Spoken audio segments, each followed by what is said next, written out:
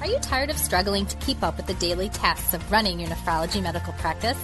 Can your practice benefit from the added expertise and experience of a team of professionals that are not only knowledgeable in their given field, but know nephrology like no other in the industry? Well, then stay tuned right here for our online podcast, Nephrology Today. Welcome to Nephrology Today, the podcast that brings you the latest insights and discussions in the world of kidney care. It's World Kidney Day today. I'm Michelle, and we're thrilled to welcome Dr. Andrew Kowalski. Dr. Kowalski is a board-certified internist, nephrologist, and interventional nephrologist practicing here at NANI. Specializing in chronic kidney care, dialysis, hypertension, and interventional nephrology, he is dedicated to patient education and contributes to platforms like the Renal Fellow Network. Today, we'll be tapping into Dr. Kowalski's wealth of knowledge and experience on this World Kidney Day to gain a better understanding about kidney disease, prevention, and awareness for those living with CKD. So welcome, Dr. Kowalski. Well, thanks for having me. Yeah, we're thrilled to have you with us. Let's dive right in. Let's talk about kidney health. If you can share your insights on some of the most important lifestyle choices individuals can make to maintain optimal kidney health for us. Oh, wow. The list is quite long. So there's some really interesting data that came out over the last, or I should say, has been coming out over the last 5 to 10 years. And it's been focusing a lot on dietary choices and exercise. So what's interesting about kidney health is that kidney disease is strongly linked with muscle mass and with chronic inflammation. And we in the westernized world, and I guess any country that is considered westernized, follow a typical westernized diet. And it's usually called the standard American diet, which the acronym stands for SAD, which it is. And that is because our diet is heavily processed and full of chemicals that keep things on a shelf a little bit longer. So that's why you have the ever famous McDonald's cheeseburger that hasn't decayed in 10 years because it's all full of microplastics. And we've also had a recent New England Journal article come out the last couple months showing that plaque in the carotid artery has been found to be full of microplastics as well. So it is kind of scary what we put in our foods. Um, that being said, about 3,700 compounds have been identified thus far that the kidney puts out. About half of that is from daily metabolism. So whatever you eat, your body breaks down. There's obviously waste products because the kidney is one of our major organs that gets rid of waste. The liver would be the other one. But the other half comes from the environment. So we can't really speak on exact causation, but there is a very strong correlation with diet. And to keep things simple, what I usually tell my patients is anything that comes in a box, in a can, or pre-made, just avoid at all costs. Some of the best diets that are out there are those that are fresh. And it doesn't matter whether you follow a vegan diet, vegetarian diet, pesco-vegetarian, Mediterranean, all of those are fine. As long as you follow the simple rule that it's fresh. You can put on whatever seasoning you want, but if it's pre-made, you have to try to avoid it as much as you can. The other big lifestyle change is muscle wasting. So CKD in and of itself, because it does cause inflammation, can lead to muscle loss. Now, we're also doomed from a westernized perspective because most of our lives, at least I would say a good chunk of our time, is sedentary. You know, we may work laborious jobs where we're moving around and doing things. And then you have the other group of individuals that sit behind a desk all day. And then when we come home, we usually just want to kick our feet up, watch Netflix, and just relax.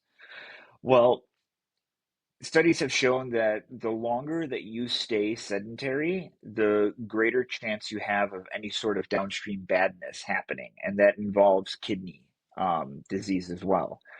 So movement is now becoming a big topic of interest in the kidney world where any type of movement, and I'm not talking about, necessarily going to a gym and working out, but just simply, getting off the couch and doing your daily chores, moving around, getting that blood flowing.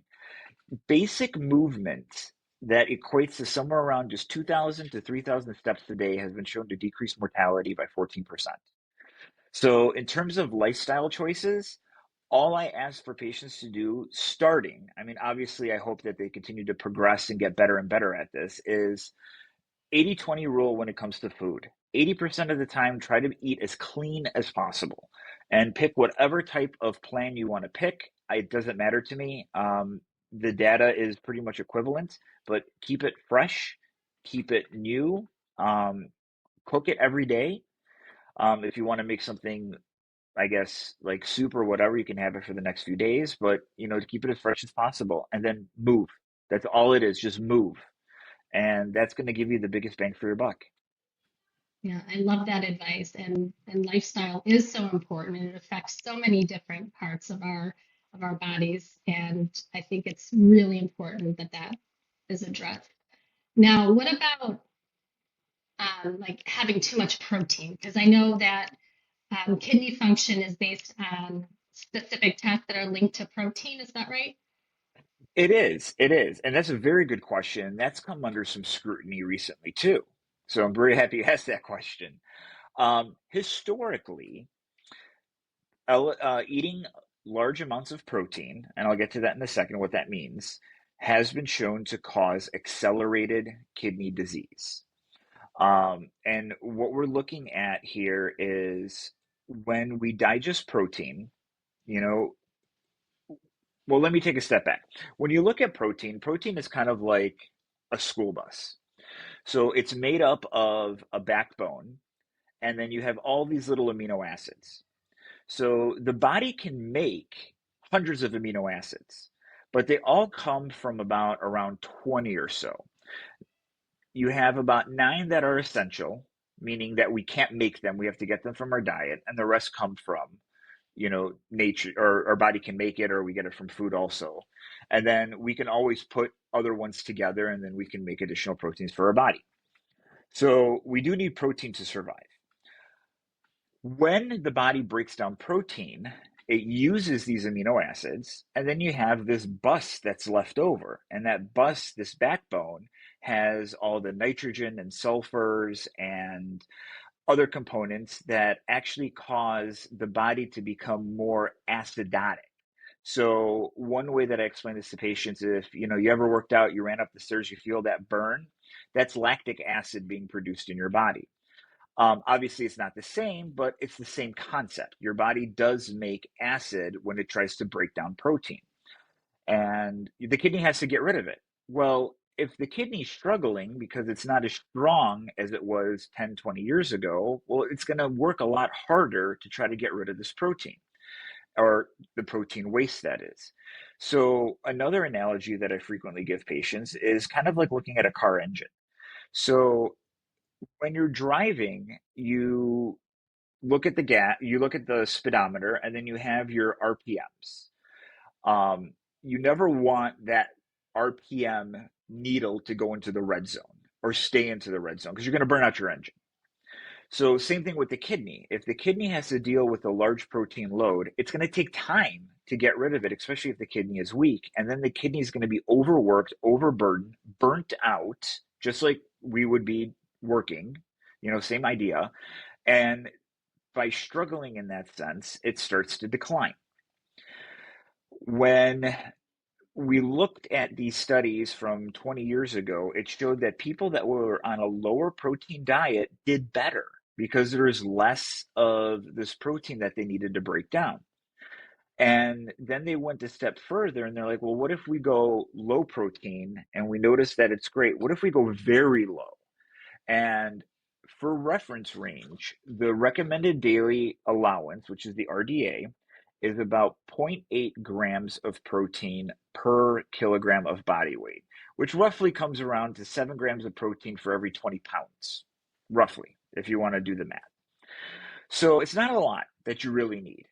Somebody who weighs about 150 pounds will probably need around, 50 to 60 grams of protein, which isn't that much. It's like 3 chicken breasts for the whole day. Um, but when they looked at low protein diets, that was half a gram of protein per kilogram of body weight, and then very low was zero point 0.2, which is like almost non-existent.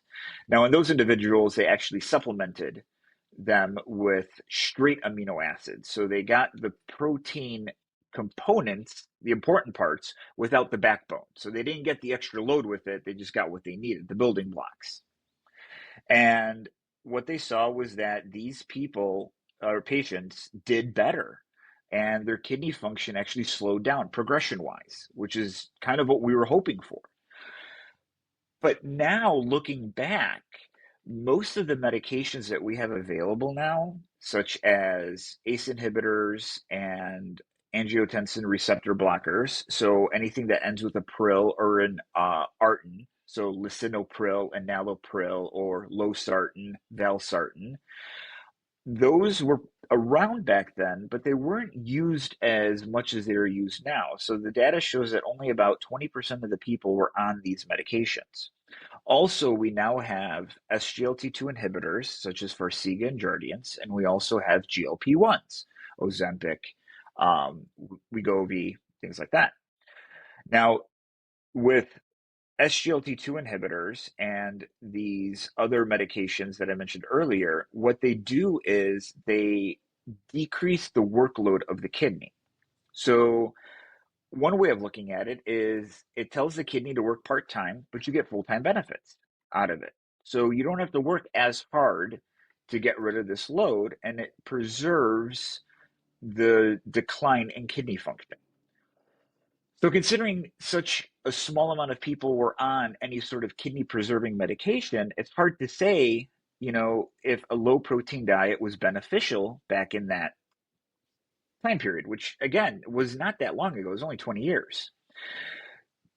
So when we look at this moving forward, we've noticed that we've kind of goofed up in a way where, one, it's very hard to maintain a low protein diet. But those that did, because of the nature of kidney disease and what it also can cause, is muscle wasting. And we're actually contributing to these patients losing muscle mass, which is a huge benefit if you have it to fight kidney disease. So, in the long run, we're actually causing this to happen. Now, they've done studies that showed that being on a low protein diet does not necessarily cause muscle wasting, but that also implies that the person is moving around and is relatively active. Because if you're not engaging, then you're not utilizing that muscle, then whatever you're eating isn't going to really contribute much. So, yeah, your kidney doesn't have to work as hard, but you're also losing your natural muscle mass.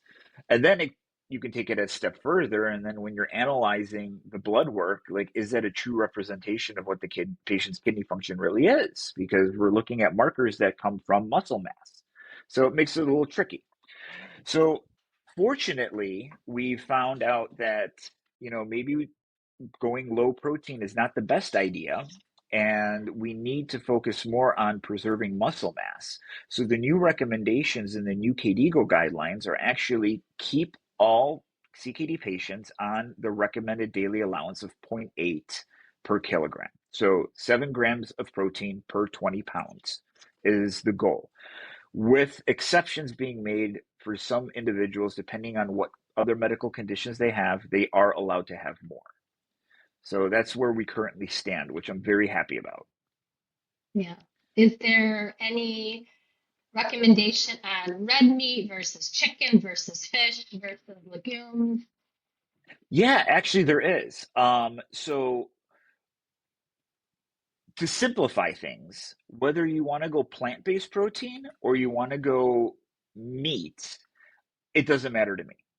Protein is protein at the end of the day. Now, the body does utilize it differently, and it does have to work a little bit harder when it comes to plants.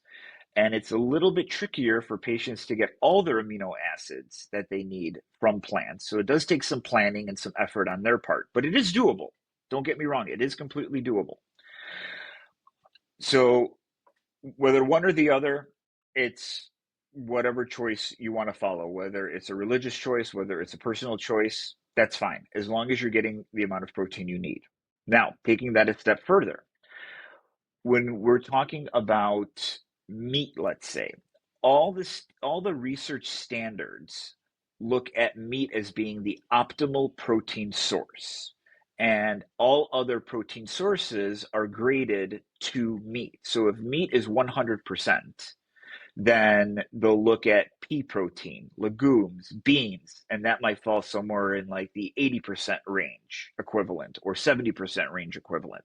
So you're still getting a decent amount. Um, I think you're really trying to argue a mute point if you're arguing a small percent difference, but you are still getting protein. Um, the other thing is meat is easier to digest, believe it or not, and more bioavailable to the body. A lot of the proteins and the nutrients that come from plants do have to be converted. There's less of a acid load that comes with plant protein. So there is very good data that suggests that consuming plant protein will cause the kidney not to work as hard, and you might be able to get away with getting more protein than the zero point 0.8 that I mentioned earlier. So that's a good thing. Again, takes a little bit more planning. And then when we're looking at animal protein, we're looking at lean protein. We do want to avoid the saturated fats because we do know that that ends up being bad in the long run for various reasons.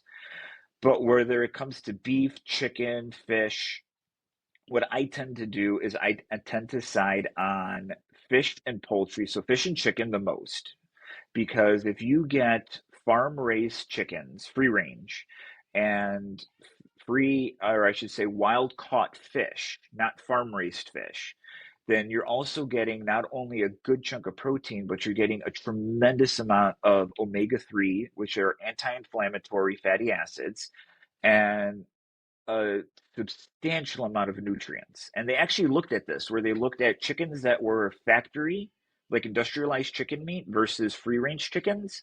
And the breakdown of the meat, yes, the protein is there, but what also comes with it is completely like devoid in a industrialized chicken, but it's all full of these nutrients and these omega 3s and free range chickens. Even their eggs are different in terms of what kind of nutrients that they offer.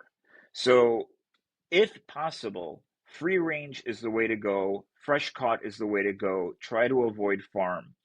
If you don't have the option, farm would have to be okay. You're still getting your protein load. Meat or beef, on the other hand, is a little bit trickier because we do have these studies that correlate beef intake with some GI problems, such as colon cancer. When we look at those studies, they do not differentiate between beef that is given a tremendous amount of antibiotics and raised on corn, which is very unnatural to their diet, versus grass-fed beef from smaller farms, which ends up being more expensive. So, unfortunately, since it's not been differentiated, we can't really make a comment that, is beef healthier if it's not caged up and able to eat grass and what cows are normally supposed to eat. So we don't have that data yet. Hopefully, it's going to come soon, and we'll be able to have a better answer there. But as of right now, lean meats, and if you want to go plant proteins, you can go for it. You just have to be a little bit more diligent in your research. I think that's extremely helpful to know, that information about what's safe to eat when you are going through having kidney problems. What about water? Now, I know that most people think they drink more water than they actually do. But does water play a key role in kidney health?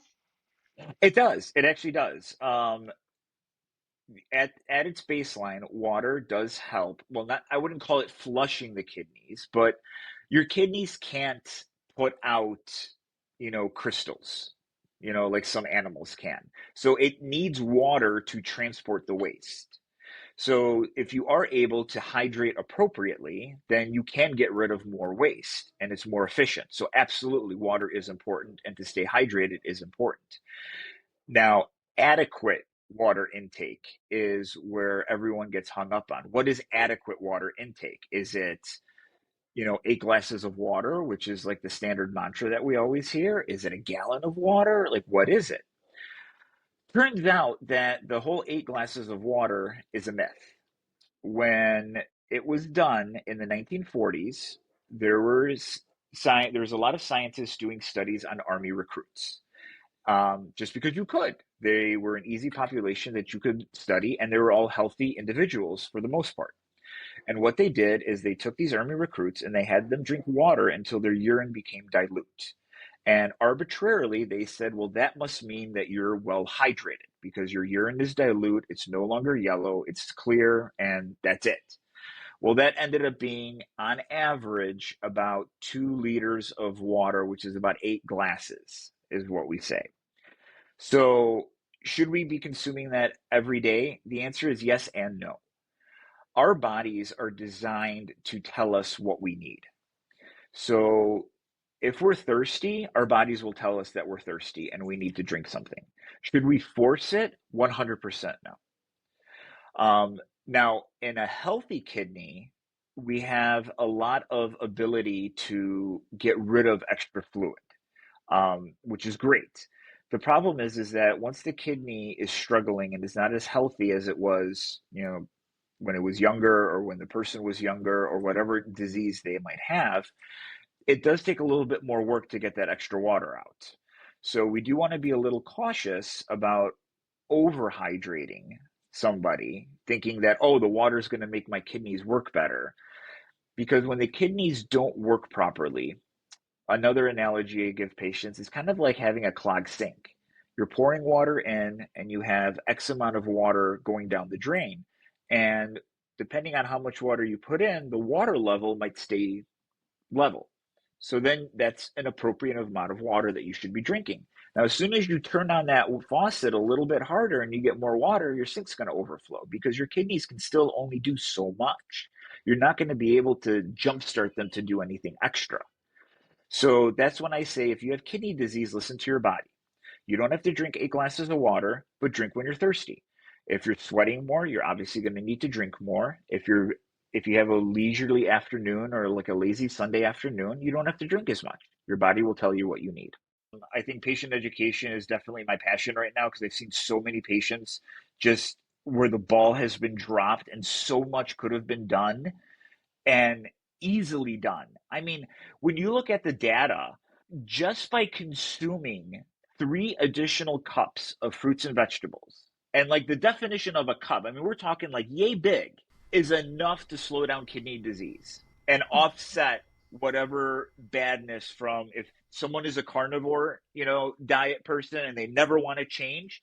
If you just add those 3 cups of fruits and vegetables, you can stave off kidney disease, plain and simple, just by that. It's Wow. nuts how little you have to do to actually have a meaningful outcome. And none of this is out there.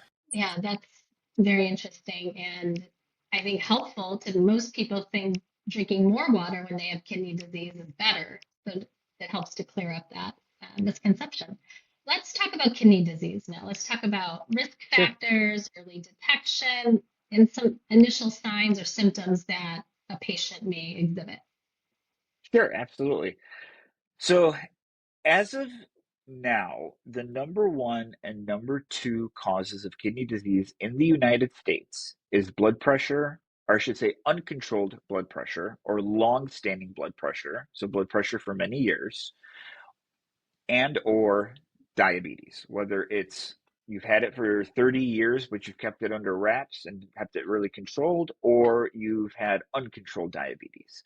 And depending on which year you're looking at, they kind of flip-flop. So right now diabetes tends to be holding on to the number one placeholder as being the number one cause of kidney disease in the United States, um, even in most developed countries actually. So unfortunately, Unfortunately, the kidney is designed to be very redundant. And we have the kidney, when you break down the kidney, you have these little tiny filters in the kidney, and each kidney holds about 1 million filters. So with two kidneys, we have 2 million filters. We're not using them all the time. Over time, when these filters start to get damaged, once we start getting into the area of the kidney or the parts of the kidney that is utilizing whatever filters are left, then we start seeing this kidney damage and our kidney numbers that when we talk to our doctor about tend to go up.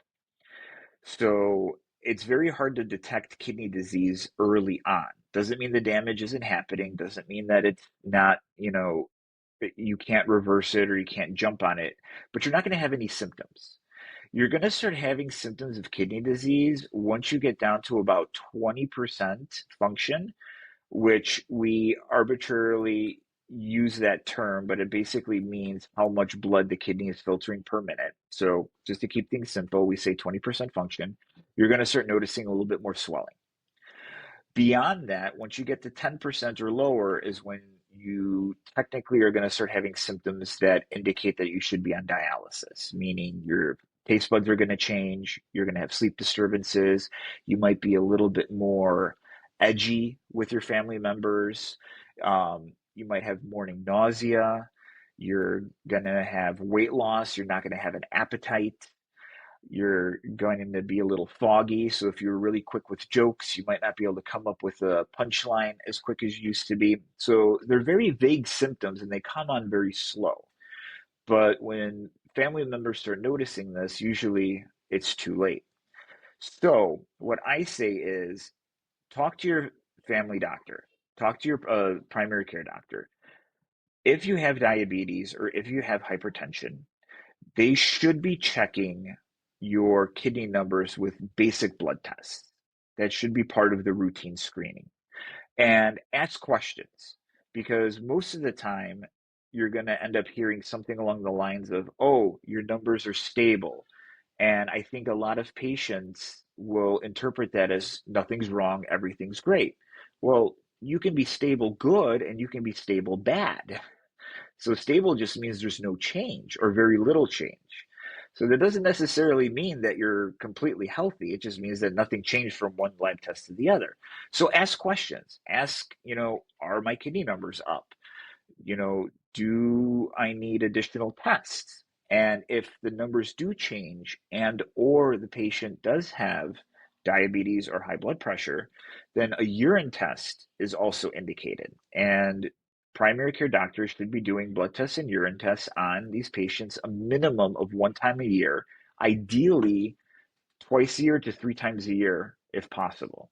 And that's to keep tabs because once the kidney starts to become damaged, it's going to start spilling protein in the urine. A lot of that is analogous to having holes in a coffee filter, right? You have your coffee in the morning, you take a big sip, you get a whole bunch of coffee grounds in your mouth. That's no fun for anybody. Same idea with the kidney. Once the kidney starts experiencing this damage, it's not able to filter adequately and it starts spilling this protein. And one way to notice that is when you're using the washroom, you're going to notice that there's a lot of foam with your urine. So that's usually a red flag, and you should be asking your doctor, hey, this is what's going on. Are there additional tests that I should have? Should I have a urine test? And this is where we can pick up these early signs. And if you're told that your kidney function is less than 60%, somewhere around 40%, you should be at least thinking about or being told to start seeing a nephrologist just to start getting that, I should say, friendship established, that professional relationship established with your nephrologist, and to make sure that all your T's are crossed and I's are dotted. Are you on the correct medication?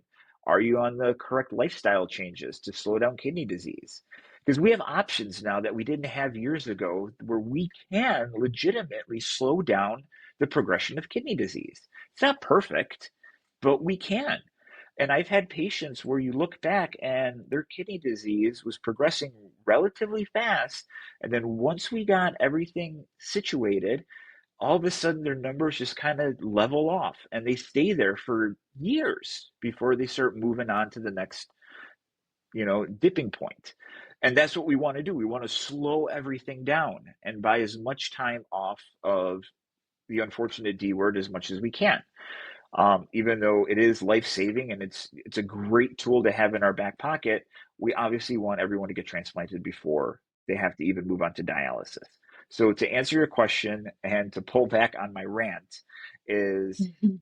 ask about your kidney numbers, ask about your urine, and if you start noticing signs that your urine's getting bubbly and foamy, um, then definitely talk to your doctor and see if there's more tests that can be done because there are. And that's when you should be referred to a kidney specialist to make sure that everything's okay. Yeah, really great advice for our listeners and helpful as well. Now let's talk about World Kidney Day, because that's where we are today. Woo! And let's talk about raising awareness. And what key messages do you believe everyone should hear? Oh man, that's a really good question. Pretty much everything I've said thus far. I think I think the biggest thing when it comes to kidney awareness is I feel that the kidney is the forgotten organ. I think everyone focuses on the heart and the brain, and don't get me wrong, those organs are extremely important. And maybe I'm biased, and I think the kidney should be up in those ranks as well. But the kidney does do a lot. It doesn't just get rid of waste, but it tells our body to make blood. It secretes hormones that tells our body to sorry, it secretes hormones to tell our body to make blood. It actually helps with our bone health to make sure that our bones aren't becoming weak and brittle. It helps balance out all our electrolytes and it helps get rid of all those acids and compounds that we get from our food and from preservatives and so forth. So it does help clean our body out just like our liver does. And I think the big message is, love your kidneys as much as you love yourself. Pay attention to what your lifestyle is, pay attention to what you're doing, movement, exercise.